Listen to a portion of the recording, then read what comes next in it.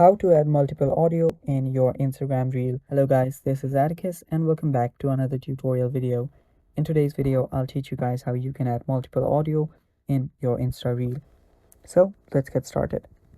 First, open up your Insta and just go through the reel process, and you'll find out that there is no way to add multiple audios in your Instagram reels itself.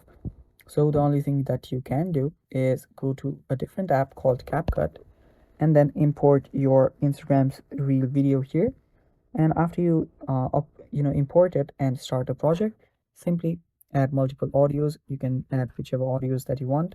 Just open a video, and after you open a video, you can mute the video first.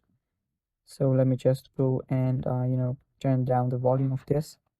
And after I do that, now I can simply add a video, tap on audio. You can select sounds, or you can simply go back here and tap on brand music. Now whichever you want, you can add it. You can add the sound from here.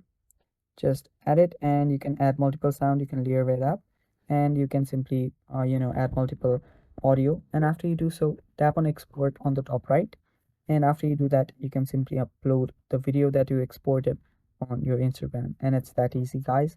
That is how you add multiple audio on Instagram. And yeah, that is all for today. Thanks for watching.